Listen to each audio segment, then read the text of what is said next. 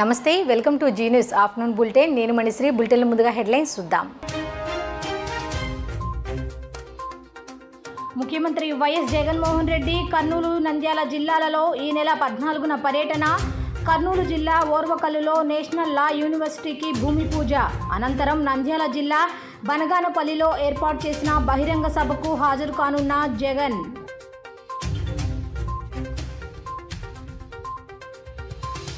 TDP Janasena BJP కూటమి 17న చిలకలూరిపేటలో జరిగే తొలి సభకు భూమి పూజ సభ ఏర్పాట్లను క్షేత్రస్థాయిలో పరిశీలిస్తున్న లోకేష్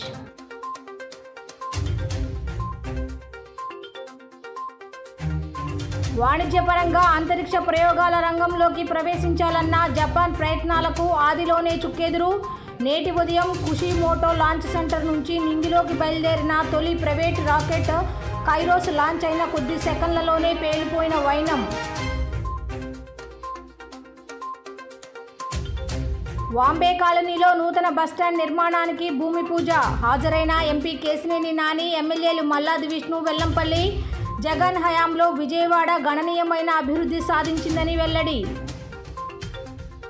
రామాయణాన్ని అతి సులువైన పదాలతో తెలుగులో రాసి తన సరళమైన పదజాలానికి అందరూ ముగ్ధులయ్యేలా చేసిన కవయిత్రి మొల్ల ఆమె రాసిన రామాయణం మొల్ల రామాయణంగా ఎంతో ప్రసిద్ధి చెందింది రామాయణాన్ని తెలుగులో రాసిన తొలి కవయిత్రిగా కూడా ఆమె ఎంతో పేరు ప్రఖ్యాతలు గాంచింది అందుకే రాష్ట్ర ప్రభుత్వం ఇప్పుడు మొల్ల జయంతి అయిన మార్చి 13వ తేదీని రాష్ట్ర ఉత్సవంగా చేయాలని నిర్ణయించి జీవో 99 విడుదల చేసింది మొల్ల అసలు పేరు ఆతుకూరి మొల్లమాంబ ఆమె 16వ శతాబ్దపు తెలుగు కవయిత్రి తెలుగులో తాను రాసిన రామాయణం మొల్ల రామాయణంగా ప్రసిద్ధి చెందింది ఈ నేపథ్యంలో రాష్ట్ర ముఖ్యమంత్రి వైఎస్ జగన్మోహన్ రెడ్డి తన క్యాంపు కార్యాలయంలో మొల్ల చిత్రపటానికి పుష్పాంజలి ఘటించారు సీఎంతో పాటు ఎమ్మెల్సీ వరుడు కళ్యాణి చెవిరెడ్డి భాస్కర్ రెడ్డి పాల్గొన్నారు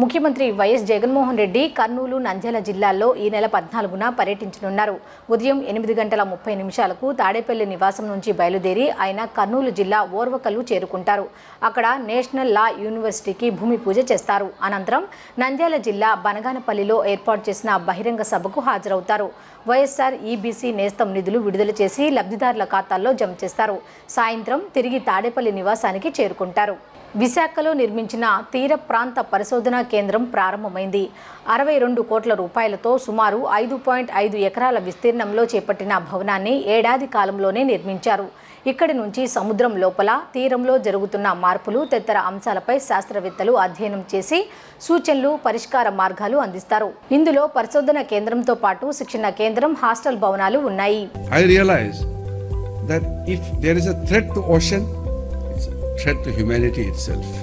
The life in ocean, the marine life, it's so complicated and fragile.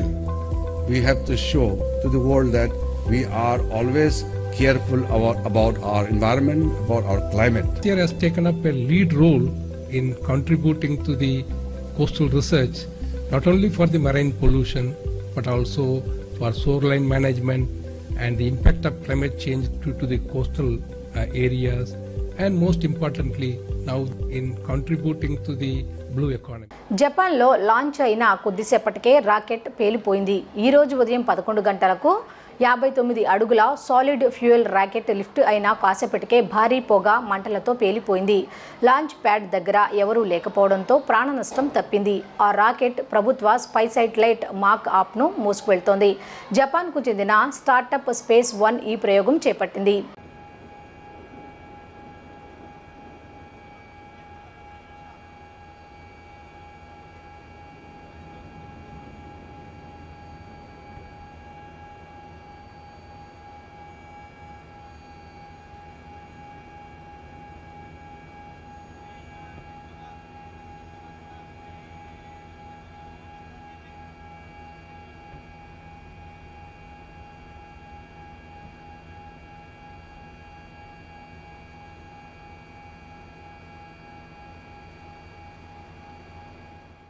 Bhimavaram మాజీ ఎమ్మెల్యే పులపర్తి రామాంజనేయులు పవన్ కళ్యాణ్ ఆధ్వర్యంలో జనసేనలో చేరారు. రామాంజనేయులు చేరిక సందర్భంగా మాట్లాడిన పవన్ స్థానిక ఎమ్మెల్యే గ్రంథి శ్రీనివాస్పై నిప్పులు చెరిగారు. కుబేర నగరం లాంటి భీమవరం ప్రస్తుతం ఓ రౌడీ ఎమ్మెల్యే చేతిలో ఇరుక్కుపోయిందని విమర్శించారు. త్వరలోనే భీమవరానికి విముక్తి కల్పిస్తానని పవన్ కళ్యాణ్ హామీ ఇచ్చారు. వైఎస్ఆర్సీపీ విముక్త ఆంధ్రప్రదేశ్ వ్యూహం మే 15తో పూర్తవుతోందని జనసేన అధినేత పవన్ కళ్యాణ్ అన్నారు. రాష్ట్రంలో తెలుగుదేశం జనసేన భారతీయ జనతా పార్టీ కూటమిపై పవన్ కళ్యాణ్ తొలిసారి స్పందించారు. కూటమి ఏర్పడటంతో కీలకంగా వ్యవహరించడం సంతోషంగా ఉందని చెప్పారు. ఎన్నికల్లో యుద్ధం మాత్రమే ఉంటుంది. కూటమి నుంచి పోటీ చేసే ప్రతి అభ్యర్థి గెలుపు కోసం అందరం కలిసి కృషి చేస్తామని జనసేన అధినేత పవన్ కళ్యాణ్ వెల్లడించారు. వాళ్లు వ్యూహం సినిమా తీస్తే మనం వ్యూహం వేద్దామని చెప్పారు. భీమవరం మాజీ శాసనసభ్యులు రామాంజనేయులు ఆయన అనుచరులు పవన్ సమక్షంలో జనసేనలో చేరారు. పవన్ కళ్యాణ్ పార్టీ కండువా కప్పి సాదరంగా ఆహ్వానించారు. ఈ సందర్భంగా మాట్లాడిన పవన్ వైఎస్ఆర్సీపీపై నిప్పులు చెరికారు. గతంలో పార్టీ కార్యాలయ నిర్మాణానికి అక్కడి ఎమ్మెల్యే గ్రంథి శ్రీనివాస్ అడ్డుపడ్డారని పవన్ చెప్పారు. ఈసారి ఎన్నికలలో బంధుత్వం ఉండదని, యుద్ధం మాత్రమే ఉంటుందని హెచ్చరించారు. త్వరలోనే భీమవరంలో పార్టీ కార్యాలయాన్ని ప్రారంభిస్తామని వెల్లడించారు. పులపర్తి రామాంజనేయులు గారు ఈరోజు జనసేన పార్టీలో చేరటం మనస్ఫూర్తిగా వారిని ఆహ్వానిస్తున్నాను జనసేన పార్టీ తరపు నుంచి. వారితో పాటు గాదిరాజు వెంకట సత్య సుబ్రహ్మణ్యరాజు గారిని, బోలెంపల్లి సత్యనారాయణ గారికి, శ్రీ వడ్డీ సుబ్బారావు గారిని కూడా మనస్ఫూర్తిగా మిమ్మల్ని జనసేన పార్టీలో ఆహ్వానిస్తున్నాం. వారితో పాటు వచ్చిన వారి మద్దతుదారులందరికీ పేరు పేరున మనస్ఫూర్తిగా మిమ్మల్ని ఆహ్వానిస్తా ఉన్నాం. ఈ కార్యక్రమాన్ని ముందు నిర్వహిస్తున్న శ్రీ చిన్నబాబు గారికి, చంద్రశేఖర్ గారికి, మల్లీడి బాబీ గారికి, ఎర్రంకి సూర్యారావు గారికి, మణివాసు గారికి మనస్ఫూర్తిగా నా హృదయపూర్వక నమస్కారాలు. ఆంజనేయులు గారి రాక జనసేన పార్టీకి చాలా కీలకం. నేను ఓడిపోయినప్పుడు మీరంత బాధపడ్డారో, మనకి ప్రత్యర్థి పార్టీలో ఉండే ఆ రోజున నేను ఓడిపోయినప్పుడు అంత బాధపడిన వ్యక్తి అంజబాబు గారు. ఇది నాకు ఎలా తెలిసింది అని మీరు అడుకోవచ్చు. ఇది నేను ఓడిపోయిన 4 రోజుల్లోనో 5 రోజుల్లోనో ఆయన ఎవరి దగ్గర అన్న మాటలు నా దృష్టికి వచ్చినాయి. అని నేను పోటీ చేయకుండా ఉండుంటే బాగుంటుంది, ఈయన గెలిచేవాడు అనేది ఆయన తెలుగుదేశం పార్టీలో ఉండే ఆ రోజు అన్న మాటలు నన్ను హత్తుకునేలా చేసినాయి. నిజంగా ఆయన మొన్న భీమవరంకి వచ్చినప్పుడు కలిసినప్పుడు కూడా నాకు ఆ మాటలు గుర్తున్నాయి. అందుకని యాక్చువల్గా మనం వచ్చిందని నేను ఆయన మనస్ఫూర్తిగా ఆ మాటకి థ్యాంక్స్ చెప్పడానికి వచ్చాను. ఆయన అన్నారు, నాకు ఏ మాత్రం కనుక మీరు పోటీ చేస్తున్నారని కానీ తెలిసి ఉండుంటే ముందే నేను మా పార్టీ హైకమాండ్కి నేను చెప్పేసేవాడిని, నేను పోటీ చేయను, పోటీలో నుంచి విరమించుకుంటున్నానని చెప్పేసేవాడిని. నాకు నిజంగా చాలా బాధగా ఉంది నా రోజు చెప్పిన మాటలు. చిలకలూరిపేటలో ఈ నెల 17న టీడీపీ కూటమి భారీ బహిరంగ సభకు పూనుకుంది. ఇందుకోసం బొప్పూడి వద్ద స్థలాన్ని టీడీపీ జనసేన నేతలు ఎంపిక చేశారు. ఇందులో భాగంగా స్థలాన్ని పరిశీలించేందుకు టీడీపీ జాతీయ ప్రధాన కార్యదర్శి నారా లోకేష్ బుధవారం ఉదయం బొప్పూడి చేరుకున్నారు. టీడీపీ రాష్ట్ర అధ్యక్షులు అచ్చెన్నాయుడు, మాజీ మంత్రి ప్రత్తిపాటి పుల్లారావు, టీడీపీ జనసేన బీజేపీ ముఖ్య నేతలతో కలిసి సభా స్థలాన్ని యువనేత పరిశీలించారు.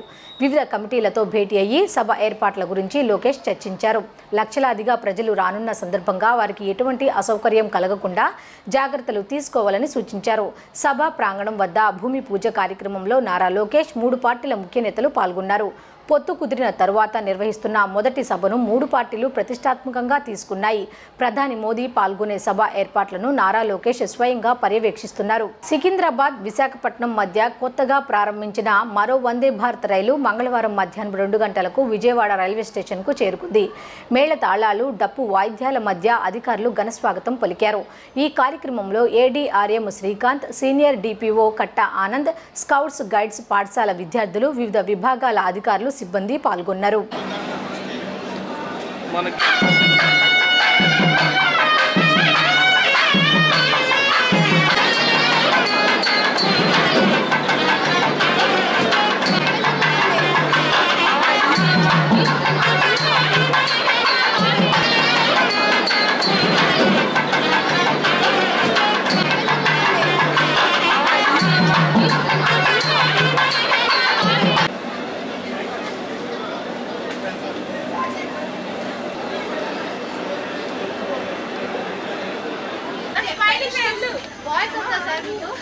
వాయిస్ వద్దు మ్యామ్. తనపై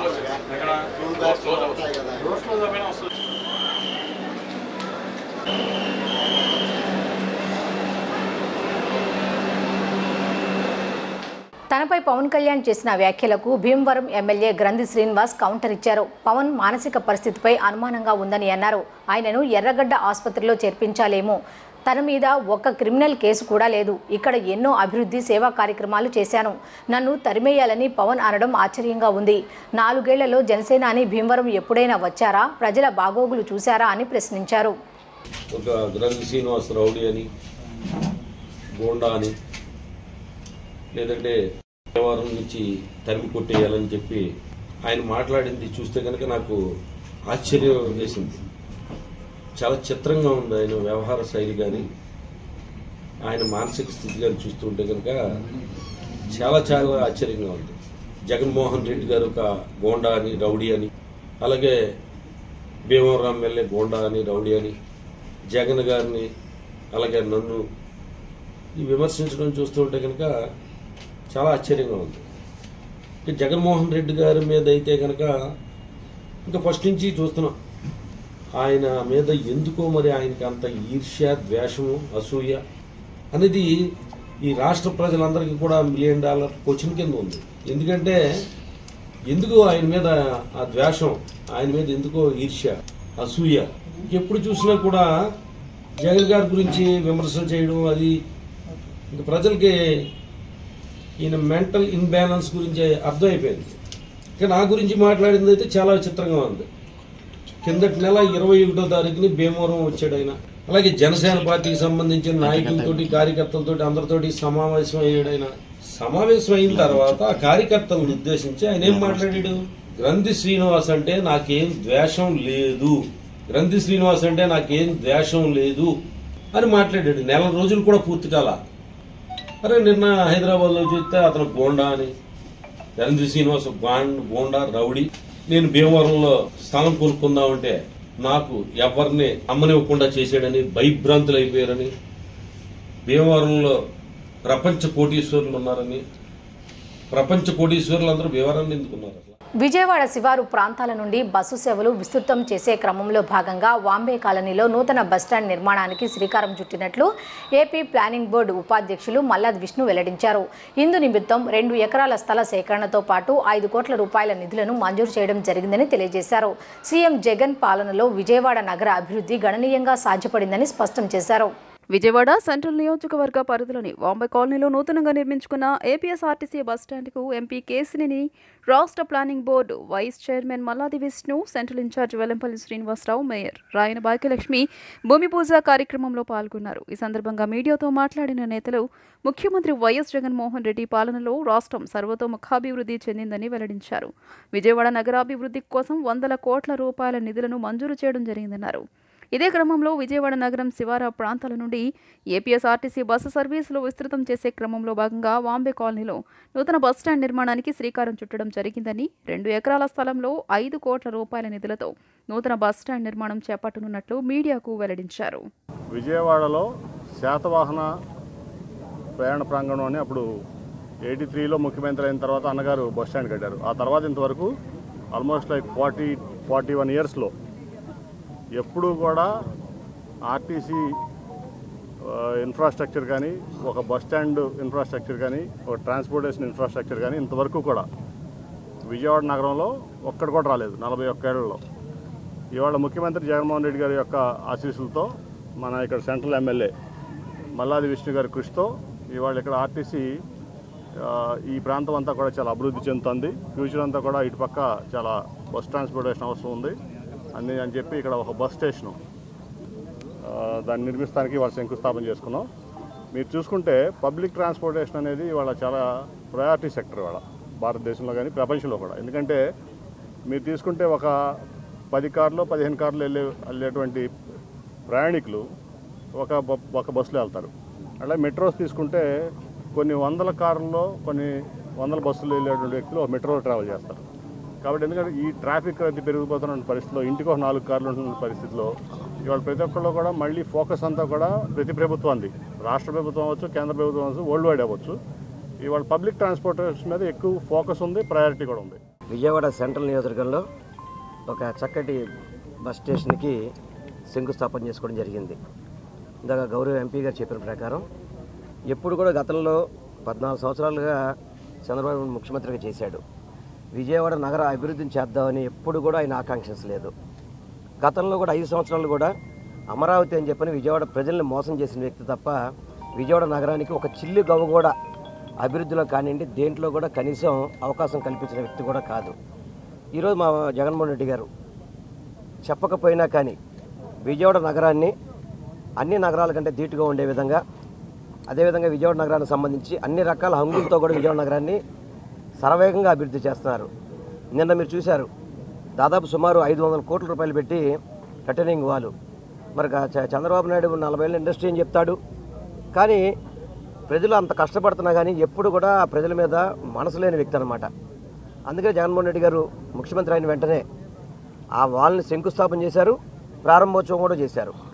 అదేవిధంగా విజయవాడ నగరానికి 150 కోట్ల పైన స్పెషల్ ఫండ్స్ ఇచ్చి విజయవాడ నగర అభివృద్ధికి కృషి చేశారు. అదేవిధంగా ఈరోజు అనేక ప్రభుత్వం నుంచి నిధులు ఇచ్చి ఇప్పుడు ఈ బస్ స్టేషన్ కావచ్చు, ఇతర ఫ్లైఓవర్స్ కావచ్చు, వంతెనలు కావచ్చు, అన్ని రకాలుగా కూడా విజయవాడ నగరం అనేది ఒక మెగా నగరాంకంగా రూపొందించాలని చెప్పిన ఉద్దేశంతో గౌరవ ముఖ్యమంత్రి గారు విజయవాడ నగర అభివృద్ధికి కృషి చేస్తున్నారు. ఈ ప్రాంతం అంతా కూడా దాదాపుగా 1,00,000 మంది పైన జనాభా ఉన్నటువంటి ప్రాంతం. ఈ ప్రాంతం నుంచి గవర్నమెంట్ హాస్పిటల్కి వెళ్ళాలన్నా, ఆటో నగర్కి వెళ్ళాలన్నా, నగరంలో ఉన్నటువంటి ప్రాంతాలకి వెళ్ళాలన్నా కూడా చాలా వ్యయ ప్రయాసాలతో కూడుకున్నటువంటి పని. దీన్ని అధిగమించాలి అని చెప్పని దీంతోపాటు ఒక 30,000 మందికి 23,000 మందికి ఇళ్ల పట్టాలు ఇచ్చాం. నున్న కానీ, సూరంపల్లి కానీ, కొండపావులూరు కానీ, వెదురుపు కానీ, అలాగే ఇంకా ఇటుపక్క కొత్త సెకండ్ ఫేజ్లో కొన్ని ఊళ్ళు ఉన్నాయి, జీ కొండూరు, కౌలూరు. ఈ 23,000 మంది ఇళ్ళ కట్టుకున్న తర్వాత రాకపోకలు సరళతరం కావాలని, సులభంగా ఉండాలనే ఉద్దేశంతో ఒక బస్ స్టాండ్ ఉంటే మనకి బాగుంటుంది. ప్రతిరోజు కూడా ఇక్కడి నుంచి పనుల నిమిత్తం వారందరూ ఇక్కడికి రావాల్సిన అవసరం ఉంటుంది. కాబట్టి ఫ్రీక్వెంట్గా ఇప్పుడు కొత్తగా ఇల్లు కట్టేటటువంటి ప్రాంతాలకి ఇక్కడి నుంచి బస్సులు నడపాలి అని చెప్పని ఈరోజు ఆర్టీసీని సంప్రదించి నగరపాలక సంస్థ సంబంధించినటువంటి 2 ఎకరాల ల్యాండ్ని గౌరవ ముఖ్యమంత్రి గారి దృష్టికి తీసుకువెళ్తే 5 కోట్లు ఫస్ట్ మంజూరు చేసి ప్రాథమికంగా 2 కోట్లు ఇవ్వడం జరిగింది. ఈ 2 కోట్లతో ఈ బస్ స్టాండ్లో ఒక 5 ప్లాట్ఫామ్స్ వస్తాయి. అలాగే ఇంకా కొంత ల్యాండ్ కావాలి, డిపో కూడా రావాలని, తర్వాత ఎలక్ట్రికల్ బస్సులు. సెంట్రల్ నియోజకవర్గంలో సింగినగర్ ఏరియాలోన బస్ స్టాండ్ అన్నది మనం నూతనంగా ఏర్పాటు చేసుకోవడానికి శంకుస్థాపన చేసుకోవటం జరిగింది.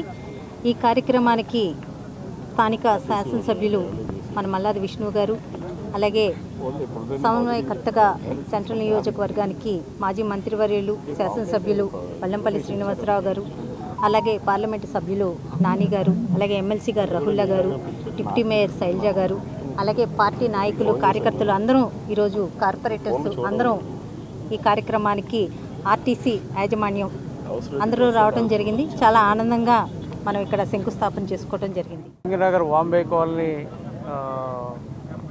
ప్రాంత వాసులకి ఉపయోగంగా ఉండేటువంటి ఈ city bus stand, Vambay colony city bus స్టాండ్ని మరి ఈరోజు శంకుస్థాపన జరిగింది.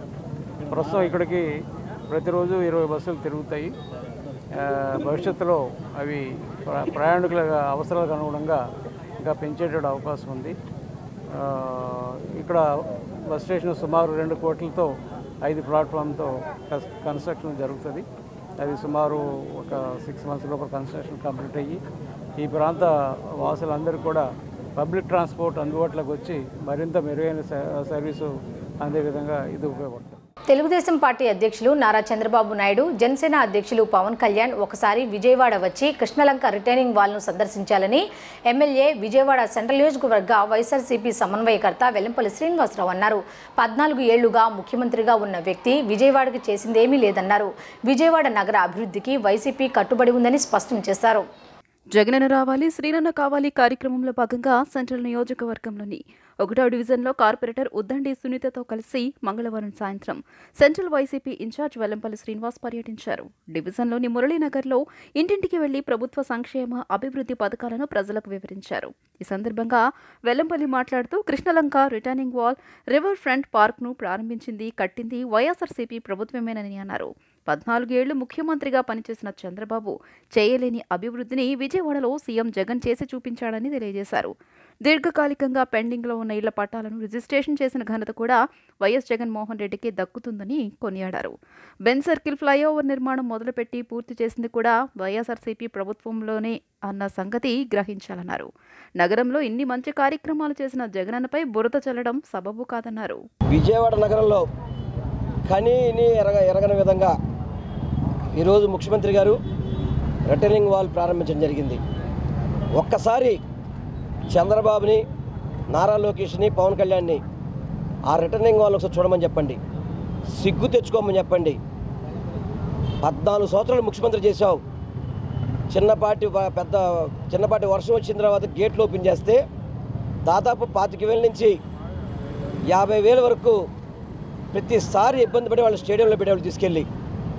అంతే తప్ప ఎప్పుడైనా పర్మనెంట్గా వాళ్ళకి రిటర్నింగ్ వాల్ కట్టాలి, పూర్తి పరిష్కారం చేయాలని చెప్పని చంద్రబాబు ఎప్పుడైనా అతనికి ఏమైనా ఆలోచన వచ్చిందా? ఈరోజు జగన్మోహన్ రెడ్డి గారు శంకుస్థాపన ఆయన చేశారు, ప్రారంభోత్సవం ఆయన చేశారు. పైపెచ్చి మళ్ళీ దాని అంతా కూడా చాలా ఆహ్లాదకరంగా చక్కగా పార్కు పెట్టి అందరికీ కూడా అక్కడ ఉన్న ప్రాంత ప్రజలందరికీ కూడా ఒక చక్కటి ఆహ్లాదకరమైన వాతావరణం చేసుకొచ్చిన వ్యక్తి మా ముఖ్యమంత్రి గారు, మా జగన్మోహన్ రెడ్డి గారు. అదేవిధంగా దీర్ఘకాలికంగా ఉన్న ఇళ్ల పట్టాల సమస్య మీద, పట్టాల రిజిస్ట్రేషన్ సమస్య మీద ఈరోజు వాటన్నిటిని కూడా రెగ్యులేట్ చేయడం జరిగింది. దాదాపు 20,000 మంది వరకు కూడా 22Aలో ఉండేవి.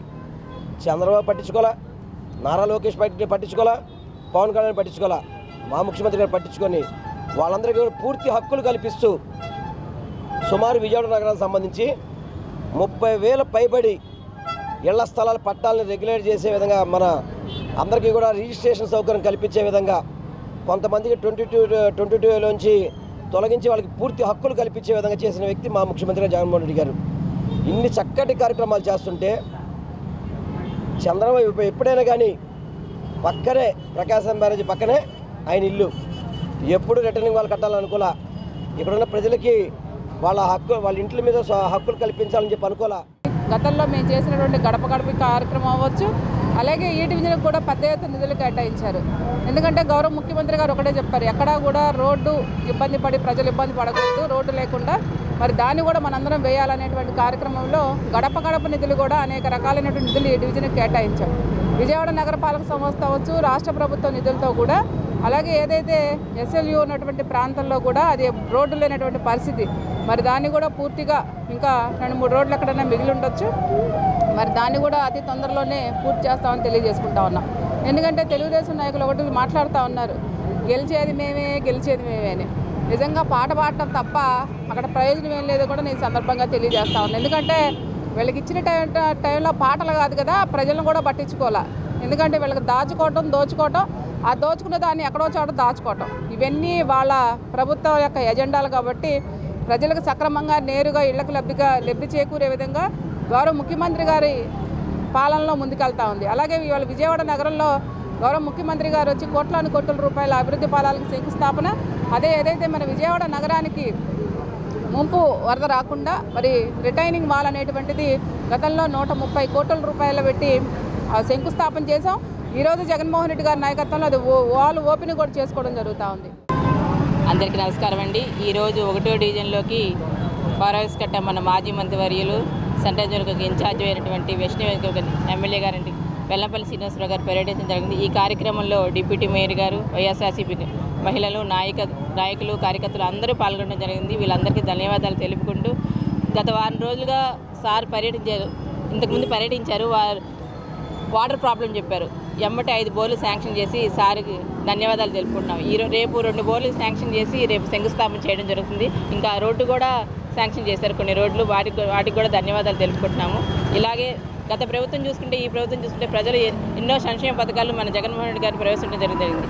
అమ్మఒడి, చేయూత, ఆసరా, ఇలా మహిళలందరూ చాలా ఆనందపడుతున్నారు. వృద్ధులు కూడా మా ఇంటికి వచ్చి పెన్షన్ ఇస్తున్నారని చాలా ఆనందం వ్యక్తం చేస్తున్నారు. రేపు రాబోయే ఎలక్షన్స్లో కూడా అక్కడ జగన్మోహన్ రెడ్డి గారిని, ఇక్కడ వెల్లంపల్లి గారిని ఆశీర్వదించాలని మా డివిజన్ తరఫున మేమందరూ ప్రజలు ఓటు వేసి వాళ్ళని ఆశీర్వదిస్తామని మేము కోరుకుంటున్నాం. ప్రజల ఆకాంక్షలను నిజం చేస్తూ సెంట్రల్ నియోజకవర్గాన్ని అభివృద్ధిలో మేటిగా నిలపడమే లక్ష్యంగా ముందుకు వెళ్తున్నట్లు ఎమ్మెల్యే మల్లాది విష్ణు అన్నారు. గత పాలకులు కేవలం శిలా ఫలకాలకే పరిమితమయ్యారని ఆరోపణలు చేశారు. ఒక్క 64వ డివిజన్లో ఇప్పటి వరకు 22 కోట్ల నిధులను ఈ ప్రాంత అభివృద్ధికి ఖర్చు చేశామని విష్ణు వివరించారు. 64వ డివిజన్లో ఎన్జీఓస్ ఏ కాలనీలో 14 లక్షల రూపాయల వ్యయంతో తాగునీటి పైప్లైన్ పనులకు స్థానిక కార్పొరేటర్ ఎర్రగొర్ల తిరుపతమ్మతో కలిసి మంగళవారం సాయంత్రం సెంట్రల్ ఎమ్మెల్యే మల్లాది విష్ణు భూమి పూజ నిర్వహించారు. గత తెలుగుదేశం పాలకులు ప్రజలను మోసగించడానికి శిలాఫలకాలు వేయడం తప్ప పనుల్లో చిత్తశుద్ధి చూపలేదని విమర్శించారు. వైఎస్ఆర్ కాంగ్రెస్ ప్రభుత్వం అధికారంలోకి వచ్చిన తర్వాత 64వ డివిజన్లో ఇప్పటి వరకు 22 కోట్ల రూపాయల నిధులను ఈ ప్రాంత అభివృద్ధికి ఖర్చు చేశామని ఎమ్మెల్యే మల్లాది విష్ణు వివరించారు. రానున్న రోజుల్లో ఇదే విధంగా అభివృద్ధి కొనసాగాలంటే వైఎస్ఆర్ కాంగ్రెస్ ప్రభుత్వాన్ని మరోసారి భారీ మెజారిటీతో గెలిపించుకోవాల్సిన ఆవశ్యకత ఉందన్నారు. కార్యక్రమంలో నాయకులు ఎర్రగొర్ల శ్రీరాములు, ఎస్కే ఇస్మాయిల్, పందిరి వాసు, అక్కిశెట్టి నారాయణ, మాతా మహేష్, మేడ రమేష్, వెంకటేశ్వరమ్మ సామ్రాజ్యం సచివాలయ సిబ్బంది, పార్టీ శ్రేణులు పాల్గొన్నారు. 24 డివిజన్లో ఏ కాలనీకి సంబంధించి దీంతో పాటు కొన్ని రోడ్లలో కూడా 14 లక్షల రూపాయలతో వాటర్ సప్లై సంబంధించి ఇవన్నీ కూడా ఈరోజు కొబ్బరికాయ కొట్టుకోవడం జరిగింది. గత 4 రోజులుగా ఈ డివిజన్లో ఎక్కడెక్కడ మిగిలినటువంటి పనులన్నింటినీ కూడా ప్రారంభోత్సవం చేస్తున్నారు. సమగ్రంగా ఆలోచిస్తే 64వ డివిజన్ ప్రమాణంగా 5 సంవత్సరాలు అభివృద్ధి చేయడం జరిగింది. ప్రధాన వీధులు కానీ, అండర్గ్రౌండ్ డ్రైనేజీ కానీ, వీధి దీపాలు కానీ, పార్కులు కానీ, అలాగే ఎక్కడ రోడ్డు మిగిలి ఉన్నటువంటి పరిస్థితి అయితే లేదు. ప్రధానంగా మేము ఏం ఆలోచిస్తామంటే ఎక్కడైనా కొత్తగా ఏర్పడినటువంటి కాలనీల్లో రోడ్ల నిర్మాణం అనేది త్వరితగతిన పూర్తి చేయాలని చెప్పి ఆలోచిస్తాం. కాబట్టి ఇంకా ఎక్కడన్నా ఉన్నా వాటిని కూడా దృష్టిలో పెట్టుకుని పరిగణలో తీసుకుని ఖచ్చితంగా అన్నీ కూడా పూర్తి చేయడం జరిగింది. శ్రీరాములు చెప్పినట్టుగా ప్రతి అంశాన్ని కూడా పరిగణలో తీసుకుని అన్ని రకాలైనటువంటి కార్యక్రమాల్ని పూర్తి చేసాం. భవిష్యత్తులో కూడా ఇంకా ఏమైనా ఉంటే కూడా అవన్నీ కూడా చేయడం జరుగుతుంది. డివిజన్ సమగ్రంగా అభివృద్ధి పరచడమే వైఎస్ఆర్ కాంగ్రెస్ పార్టీ లక్ష్యం. డివిజన్ పరిధిలో గల ఎన్జీఓస్ ఏ కాలనీ నందు 14,80,000 రూపాయలతో water supply, VMC water supply నూతనంగా ఏర్పాటు చేసేదానికి ముఖ్య అతిథులుగా ఆంధ్రప్రదేశ్ ప్రణాళిక బోర్డు ఉపాధ్యక్షులు మరియు సెంట్రల్ వర్గ ఎమ్మెల్యే గారు, అలాగే YSR Congress party city president గారైన మా ఎమ్మెల్యే గారు ఈరోజు శంకుస్థాపన చేయడం జరిగింది. అలాగే ఈ ఎన్జీఓస్ ఏ కాలనీ నందు మొన్ననే 20 లక్షల రూపాయలతోటి గ్రావెల్ రోడ్ల నిర్మాణం జరిగింది. అలాగే యూజీడీ ఇంకా కొన్ని చోట్ల ఇంకా వాటర్ సప్లై లైన్స్ వేయాల్సి ఉంది. అలాగే డివిజన్ మొత్తం మీద ఇలా చూసుకున్నట్లయితే జీజీఎంపీపీ నిధులు 5 సచివాలయాలు కలిపి 1 కోటి రూపాయలు ఇప్పుడు గత 30 ఏళ్ల నుండి పేరుకుపోయి ఉండే దశాబ్దాల కాలం నుండి ప్రజలు ఎదురు చూస్తున్న అటువంటి రోడ్లు ఎమ్మెల్యే గారు ఇక్కడ స్థానిక కార్పొరేటర్గా మా దృష్టిని తమరు మా మీద వదిలిపెట్టినందుకు ఎక్కడైతే ప్రజలకు ఇబ్బందిగా ఉందో ఆ రోడ్లు నిర్మాణం పరిచి అందరికీ సౌకర్యవంతంగా ఉండేది. ఇంతకుముందు చూసుకున్నట్లయితే గత ఎమ్మెల్యే గారు పుష్కరాల నిధులని వాళ్ళకి కావాల్సిన విధంగా ఏదో మెయిన్ రోడ్ నందు అరాకొరాగా చేసి వాళ్ళు పుష్కరాల నిధులు కూడా స్వాహా చేయడం జరిగింది. ఈ రోజున డివిజన్లోని అందరూ డివిజన్కి 10 కాలనీలు ఉంటే అందరూ సమానంగా ఉండే విధంగా అన్ని చోట్ల కూడా గ్రావెల్ రోడ్ల చోట గ్రావెల్ రోడ్లు, సీసీ రోడ్ల చోట సీసీ రోడ్లు, బీటీ రోడ్ల చోట్ల బీటీ రోడ్లు, అలాగా ఒకరు ఎక్కువ ఒకరు తక్కువ కాదనే విధంగా డివిజన్ మొత్తాన్ని కూడా కవర్ చేయడం జరిగింది. తాను ఎక్కడున్నా అక్కడి వారితో కలిసి నిజాయితీగా పనిచేస్తామని, తెలుగుదేశం పార్టీ కుటుంబ సభ్యులతోనూ అదే విధంగా ఉంటానని ఎమ్మెల్యే వసంత కృష్ణప్రసాద్ అన్నారు.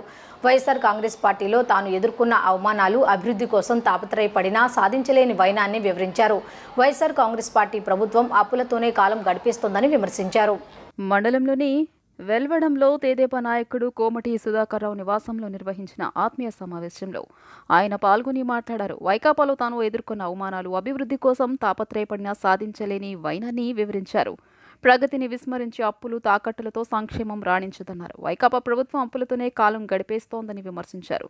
తాను ఎమ్మెల్యేగా ఎన్నికైన తొలి ఏడాదిలో తారక రామ ఎత్తిపోతల పథకాల మోటార్ల మరమ్మతుల పనులు చేసిన వ్యక్తులు బిల్లుల కోసం కోర్టులకు ఆశ్రయించాల్సి వచ్చిందంటే వైకాపా ప్రభుత్వ చిత్తశుద్ధి ఏ పాటితో తెలుస్తుందన్నారు. తాను అధికార పార్టీలో ఉన్నప్పుడు తనకి ఏమాత్రం సంబంధం లేకపోయినా బూడిద మట్టి అంటూ ఆరోపణలు చేశారన్నారు. ఇప్పుడు తాను తెదేపాలో వచ్చిన తర్వాత ఇదంతా ఎవరు చేస్తున్నారని ప్రశ్నించారు. వచ్చే ఎన్నికల్లో పోటీకి చంద్రబాబు తనకు అవకాశం ఇచ్చినా ఇతరులకు ఇచ్చినా కార్యకర్తలతో కలిసి విజయం కోసం పనిచేస్తానని పేర్కొన్నారు. కార్యక్రమంలో నాయకులు సుధాకర్ రావు, విజయబాబు, సీతారామయ్య, పోతురాజు, రామినేని రాజా, నరసింహారావు, వెంకయ్య, చిట్టిబాబు తదితరులు పాల్గొన్నారు. శాసనసభ్యుడిగా చివరి 6 సంవత్సరాలని ఇన్యాక్టివ్గా ఉన్నా నా ప్రయాణం అంతా ఈ నియోజకవర్గాన్ని అభివృద్ధి చేయడానికే నా సమయాన్ని కేటాయించాను. కేసుల విషయానికి వస్తే నా మనస్తత్వం ఏంటి, నా పనితీరు ఏంటి అన్నది నేను ప్రత్యేకంగా చెప్పుకోవసరలా. ఈ 5 సంవత్సరాల కాలం శాసనసభ్యుడిగా మీరు నన్ను గమనిస్తూనే ఉన్నారు. ఒక్క జీకొండూరు కొండపల్లి కొండలకి సంబంధించిన సంఘటన మినహా ఏ గ్రామంలో ఎవరు వచ్చి ఉద్దేశపూర్వకంగా కేసులు పెట్టమని చెప్పి నేను బలవంత పెట్టినా ఏ రోజు నేను పెట్టడానికి ఒప్పుకోలేదు. యాదృచ్ఛికంగా రోజువారీ వ్యవహారాల్లో జరగాల్సింది తప్పితే నాకు తెలిసి నా దృష్టికి వచ్చి నేను ఇతరుని వేధించండి, ఇతను ఇబ్బంది పెట్టించండి అనే సంఘటన నా 5 సంవత్సరాల చరిత్రలో ఒక్క సంఘటన కూడా లేదు. సరే, ఈ కొండపల్లికి సంబంధించి జీకొండూరులో జరిగిన సంఘటనలో ఆ రోజు 5 గంటల పాటు కారులో ఇక్కడే ఉంటాం. సంఘటన అయిపోయి పోలీసు వారు వెళ్ళిపోమని చెప్పిన తర్వాత కూడా వెళ్లకుండా 1 గంట కాదు, 2 గంటలు కాదు, 3 గంటలు కాదు, 4 గంటల పైన అక్కడే కూర్చొని కొంత ల్యాండ్ ఆర్డర్ ప్రాబ్లం వస్తుందని చెప్పి తొలుత పోలీసు వారు దీన్ని వాళ్ళకు ఉద్దేశించి వాళ్ళు కేసులు నమోదు చేయడం. తర్వాత ఆ కేసుల్లో నేను కొన్ని సందర్భాల్లో చెప్పాను, నాకు తీవ్రమైన అసంతృప్తి అధికార పార్టీలో ఎందుకు వచ్చిందంటే, నేను మైలవరం నియోజకవర్గంలో కొన్ని ప్రాంతాలకే శాసనసభ్యుడిని ఆయన చెప్తే అన్ని ప్రాంతాలకి శాసనసభ్యుడిగా పనిచేసే అవకాశం నాకు కల్పించట్లేదు. నా ప్రమేయం లేకుండా నాకు తెలియకుండా ఈ కేసులు బనాయిస్తూ ఉన్నారు. ఈ కేసుల్లో ఉన్న వాళ్ళ పేర్లు 99% నాకు తెలియవు. ఎందుకంటే గొల్లపూడి వాళ్ళు ఎక్కడెక్కడో ఎవరెవరో ఆ రోజు సమన్వయ కమిటీకి వచ్చి ఆ కమిటీ కార్యక్రమం నుంచి వెళ్ళటం జరగటం ఇదంతా జరిగింది. ప్రభుత్వ ఉద్యోగిగా ఉండి జగన్ తరపున ఎన్నికల ప్రచారం చేస్తున్న ఏపీ సెక్రటేరియట్ ఉద్యోగుల సంఘం అధ్యక్షుడు వెంకటరామిరెడ్డిని వెంటనే సస్పెండ్ చేయాలని తెలుగుదేశం నేత వర్ల రామయ్య డిమాండ్ చేశారు. ప్రజల డబ్బును జీతంగా తీసుకుంటూ బహిరంగంగా వైసీపీ తరపున ఎన్నికల ప్రచారం చేయడాన్ని ఆయన తీవ్రంగా ఖండించారు. సివిల్ కాండక్ట్ రూల్స్ ప్రకారం రామిరెడ్డిని సస్పెండ్ చేసి విచారణకు ఆదేశించాలన్నారు. జగన్ రాష్ట్రంలోని ఎన్నికల ప్రక్రియను అపహాస్యం చేస్తున్నారని విమర్శించారు. దీనిపై రాష్ట్ర ప్రధాన ఎన్నికల అధికారి మీనాకు ఫిర్యాదు చేశామన్నారు. వెంటనే ఇలాంటి వారిపై కఠిన చర్యలు తీసుకోవాలని ఈసీకి వర్ల రామయ్య ఫిర్యాదు చేశారు. యథా రాజా తథా ప్రజ అనే ఒక నానుడు ఉన్నది మనకి. ముఖ్యమంత్రి గారు ఏ రకంగా అన్ని వ్యవస్థల్ని నాశనం చేస్తూ ఉన్నారో తదనుగుణంగా చాలామంది ఉద్యోగస్తులు కూడా అదే రీతిలో వెళ్తూ ఉన్నారు. For example Shri K Venkatramireddy, ఇతను సెక్రటేరియట్లో ఓ సెక్షన్ ఆఫీసర్, ఓ ప్రభుత్వ ఉద్యోగి. అతను వాళ్ళ యూనియన్ వ్యవహారాల్లో చురుకుగా ఉంటాడు. సెక్రటేరియట్ ఎంప్లాయీస్ అసోసియేషన్కి అధ్యక్షుడిగా కూడా ఉన్నాడు. ఓకే, ఆ ఎంప్లాయీస్కి అయినా ఇబ్బందులు సాధక బాధకాలు ఉంటే పై అధికారుల దృష్టికి తీసుకెళ్తాడు అతను. కానీ ఇతను బరి తెగించి అతని పరిధులు దాటి జగన్మోహన్ రెడ్డి గారి పార్టీ, అధికార పార్టీ వైఎస్ఆర్ కాంగ్రెస్ పార్టీకి ప్రచారం చేయటంలో చాలా ముందు ఉంటున్నాడు. అతను ఓపెన్గా ప్రచారం చేస్తున్నాడు. అతనికి ఏదైనా రాజకీయ పార్టీ ఇంట్రెస్ట్ ఉంటే మనసులో పెట్టుకోవాలి. సీక్రెట్గా ఏదైనా పోలింగ్ బూత్కి వెళ్ళినప్పుడు ఓటేసుకుంటాడు, వస్తాడు. కానీ ప్రచారం చేయడానికి వీల్లేదే. ప్రభుత్వ అధికారిగా జగన్మోహన్ రెడ్డి గారికి ఓటేయండి, జగన్మోహన్ రెడ్డి గారు లేకపోతే మరలా అధికారంలోకి రాకపోతే మన ఎంప్లాయీస్ అందరికీ చాలా ఇబ్బందులు ఉంటాయి. మన ఎంప్లాయీస్కి రావాల్సిన రాయితీలు, ఇప్పుడు ఏమి రాయితీలు వచ్చిన బొంద, నువ్వు అధ్యక్షుడిగా ఉండి ఏం తెలిసే వాళ్ళకి సరిగా జీతాలు రాని పరిస్థితి, నోరెత్తావు నువ్వు. ఈ రకంగా ఇష్టం వచ్చినట్లుగా ప్రచారం చేస్తున్నాడు. అతని ప్రచార జబ్బు ఎంతవరకు వెళ్ళిందంటే అతనికి సెక్రటేరియట్లో మాట్లాడటం కాదు, విలేజ్ సెక్రటేరియట్లో కూడా వెళ్ళి ఆ ఉద్యోగస్తుల్ని కలుస్తూ ఉన్నాడు అతను. వార్తలు ముగించే ముందు హెడ్లైన్స్ మరొకసారి చూద్దాం. ముఖ్యమంత్రి వైఎస్ జగన్మోహన్ రెడ్డి కర్నూలు, నంద్యాల జిల్లాలలో ఈ నెల 14న పర్యటన. కర్నూలు జిల్లా ఓర్వకల్లులో నేషనల్ లా యూనివర్సిటీకి భూమి పూజ. అనంతరం నంద్యాల జిల్లా బనగానపల్లిలో ఏర్పాటు చేసిన బహిరంగ సభకు హాజరు కానున్న జగన్.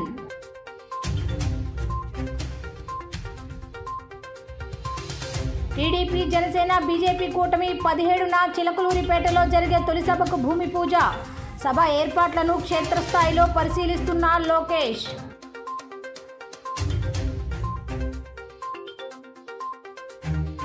వాణిజ్యపరంగా అంతరిక్ష ప్రయోగాల రంగంలోకి ప్రవేశించాలన్న జపాన్ ప్రయత్నాలకు ఆదిలోనే చుక్కెదురు. నేటి ఉదయం కుషిమోటో లాంచ్ సెంటర్ నుంచి నింగిలోకి బయలుదేరిన తొలి ప్రైవేట్ రాకెట్ కైరోస్ లాంచ్ అయిన కొద్ది సెకండ్లలోనే పేలిపోయిన వైనం. వాంబే కాలనీలో నూతన బస్టాండ్ నిర్మాణానికి భూమి పూజ. హాజరైన ఎంపీ కేశినేని నాని, ఎమ్మెల్యేలు మల్లాది విష్ణు, వెల్లంపల్లి. జగన్ హయాంలో విజయవాడ గణనీయమైన అభివృద్ధి సాధించిందని వెల్లడి. ఈ వార్తలు ఇంతటితో సమాప్తం. తిరిగి రాత్రి 7:30 బులెటిన్లో కలుద్దాం. అంతవరకు సెలవు. నమస్కారం.